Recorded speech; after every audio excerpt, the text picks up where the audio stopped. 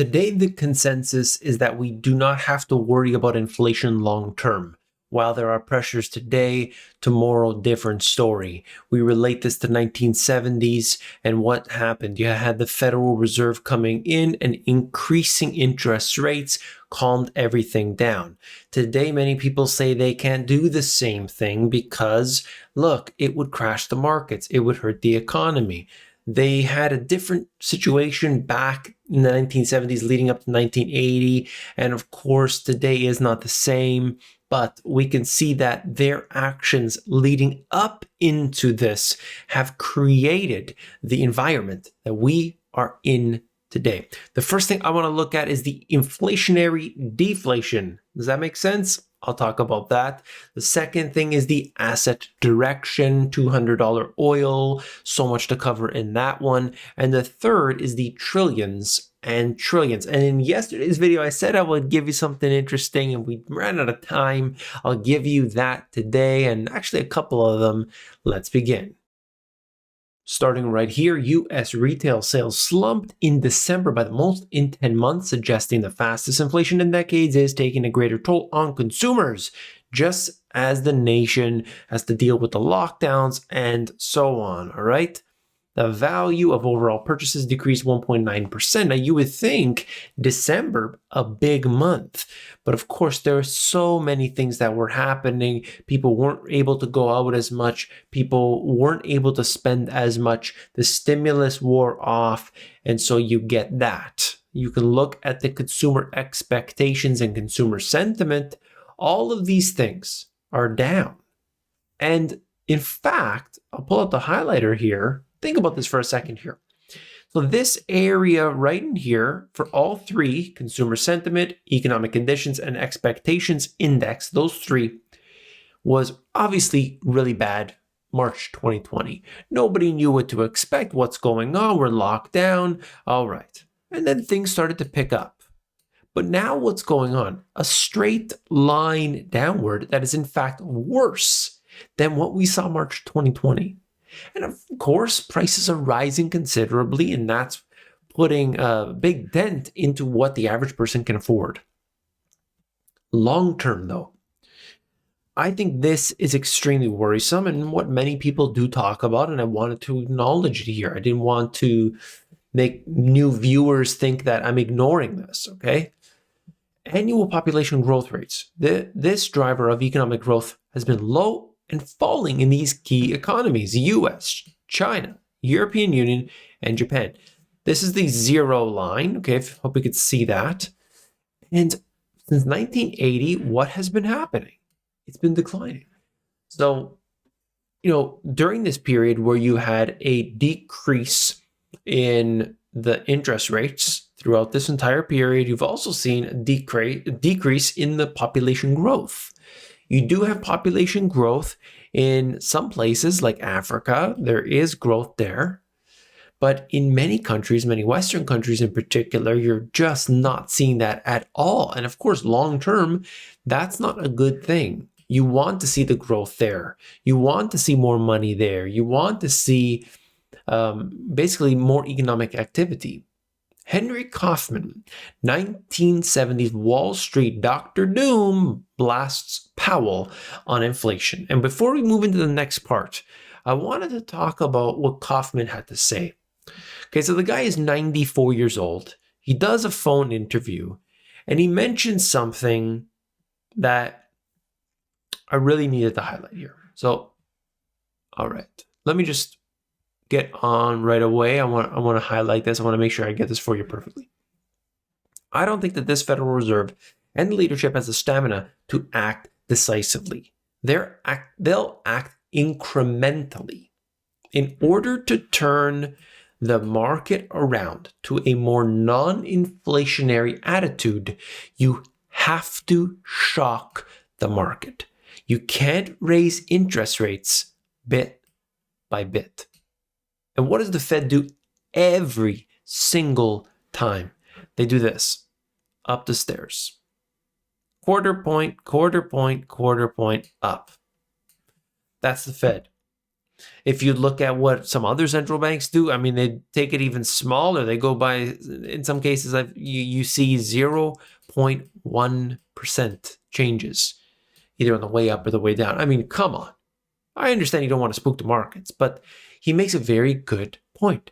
If you're trying to push that down, you can't, hit it with feather and think that it's going to happen. No, you have to. That's what they did back during the Volcker times, as they mentioned here. Why? Because they hit it with a hammer. And if you don't hit that with a hammer, okay, and you tickle it with a feather, you're not going to get what you want. You're not going to get that desired outcome. All right. Now, how do you feel about what's happening with commodities? Crazy, right? Take a look. Commodity trader King eyes $200 oil after record hedge fund gain. Doug King says the lack of CapEx, capital expenditure, to push energy prices higher. Fund sees challenges for OPEC Plus members, including Russia. And here you can see, the breakdown. I don't like to talk about predictions necessarily, but there's a lot of money now being bet on not just $100 oil, but even $200 oil. So it's not just people talking. What I think, more importantly than, what some investors are putting cash on, we believe in a structural supply side commodity inflation that most will not have ever seen.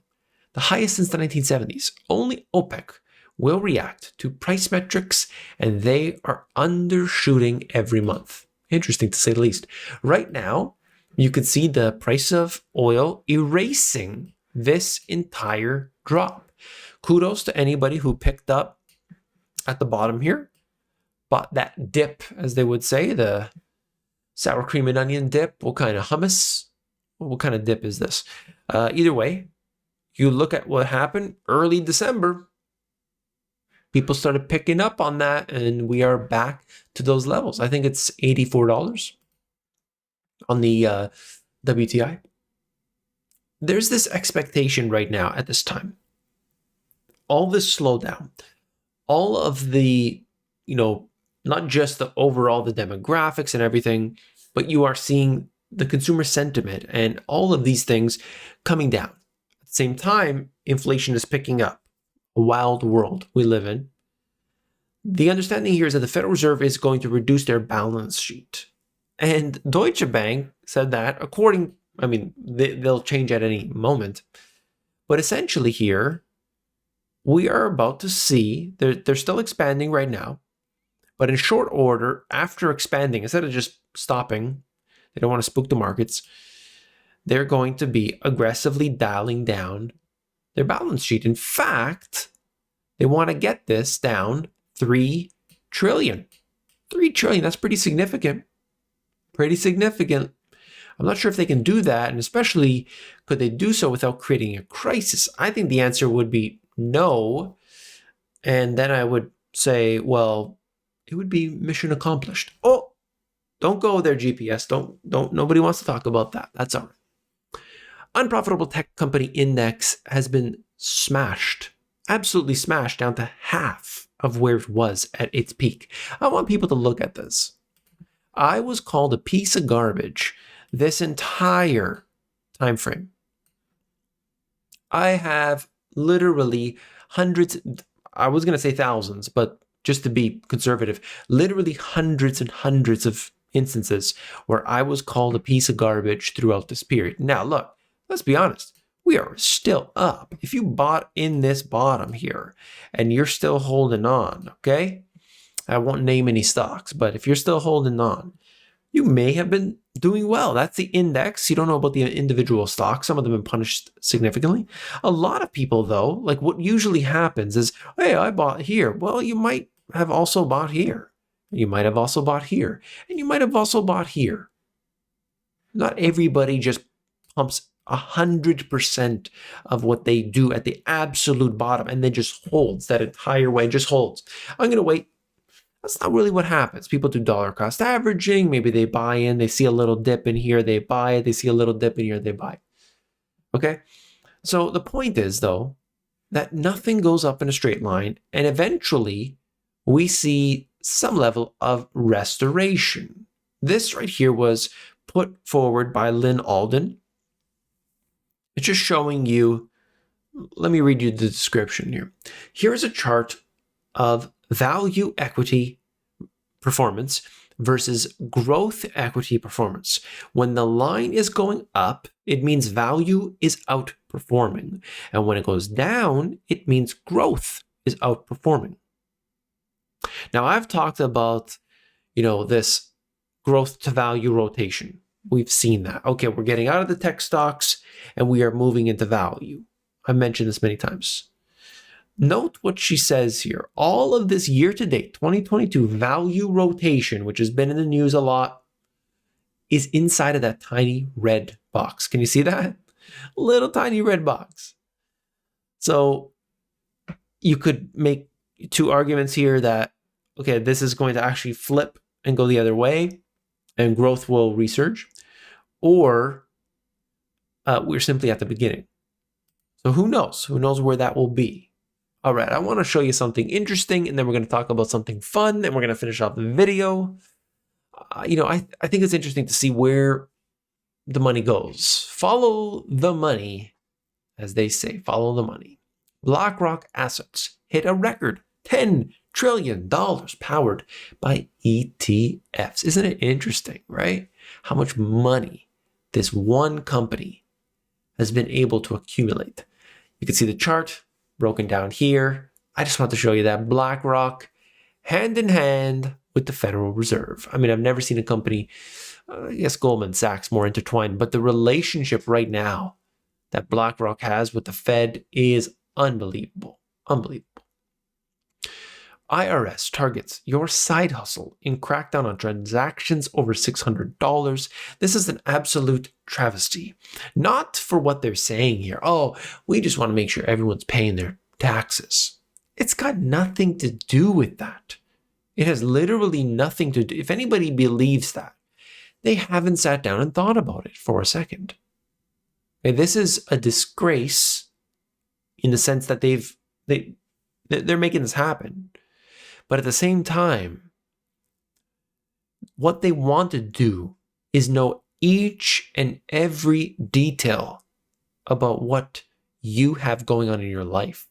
If you now send money from, let's say, your brother, your sister, you send $600 in cash, at the come tax time, you might get an audit and it comes back and it says, you know what? I see this $600 transaction here. What were you doing with that? Can you explain that? Do you have proof? I mean, think about how ridiculous that is, that they have the audacity and they believe that they have the authority to tell you what goes on with your own personal money. Shocking, to say the least. I guess it shouldn't be shocking. But anyway, and then this one here. Oh, two more, quickly. Brazilian mayor to reportedly invest 1% of city reserves in Bitcoin. Interesting, right? Well, apparently in Rio, the mayor talked about Bitcoin with the Miami mayor. And could that have sparked it? I guess that's what's going on here. This is, of course, bullish for cryptocurrencies, Bitcoin specifically. If we start to see governments around, even 1%, that really does make a big difference, right? And then this, I thought it was interesting. Rainy days are really bad for the economy. I don't agree with the things that it mentions in here, but it just talks about this study and saying that it reveals high-income countries feel this the most, with service and manufacturing sectors hit the hardest. And so, you've seen a lot of interesting things happening with the weather and how that could impact the economy. And I just thought to myself, it's not always linear. Like, you don't think that a bunch of rain or the lack of rain could have such an effect, but certainly agriculture and other things, it does have an impact. So think about that. Think outside the box, as they say. All right. Hope you appreciate this information. If you do, hit that thumbs up button. When you do so, you support the channel. I was going to do a little rant on, but we've gone on long. I want to thank you for coming on today. If you haven't seen this video, definitely check out the next one. Take care.